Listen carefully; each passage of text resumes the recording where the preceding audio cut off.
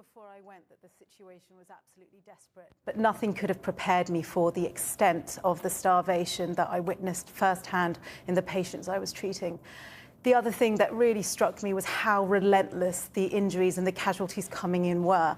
I was down in ED one day and the cleaners were working at their absolute maximum trying to mop up the blood off the floor, and they couldn't keep up. And that was one of the days that the Israeli and American food distribution centres had fired on the people at 3 in the morning, where they were asked to be in the middle of the night, having crossed evacuation zones to get food and to get aid.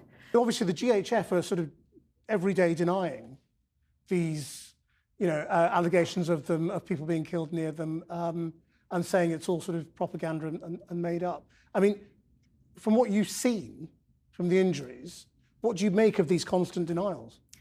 I think these denials are not accurate. What I have seen from my first-hand experience is a 10-year-old girl who was shot through the leg at one of the GHF sites and subsequently had an amputation. This girl, Jana, loved dancing before she had an amputation, and this is a life-changing injury. I saw a student nurse shot through his back and out through the front, which led to an aneurysm compressing all of the nerves to his dominant arm, which means that he can no longer use that arm. It's completely useless. I saw another man shot in the testicles. Other colleagues that were there with me were saying that they saw a pattern where multiple times they saw many people coming in on the same day, all shot in the testicles, or all shot in the upper quadrant of their stomach.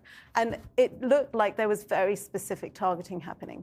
And what about the targeting in medical staff itself? My scrub nurse that I was working with every single day was followed home by a quadcopter drone.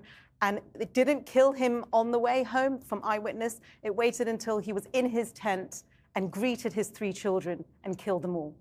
I had another patient that was the wife of a doctor. She was completely emaciated. She'd lost her arm, she'd lost her leg, and she was in a great deal of pain and distress. We didn't have enough pain relief for her. We didn't have enough drugs, and she had a really significant infection that her body couldn't fight. She found out that one of my burns patients, who was 6 years old and had devastating 40% TBSA burns, total body surface area burns, needed vinegar to treat his Pseudomonas infection, and the hospital had run out, and she gave it to us for him. The people of Gaza have so much decency and so much dignity, and they keep on supporting each other and their communities no matter what happens. One of my nurses, I was asking him, he was an incredible nurse, he was so hardworking, so committed. I said, tell me about your life, Hassan. He said, I used to have 3 children. My youngest was killed 6 months ago. My eldest was killed just under 2 years ago. I've got 1 son left. I couldn't imagine a world where my colleagues are losing their children in this capacity and losing their lives in this way and still coming to work to do the best for their communities. They are the heroes of this conflict and war. Will you be able to go back? I'm hoping to go back. There's a lot of issues. 50% of EMT applicants get rejected by Israeli government.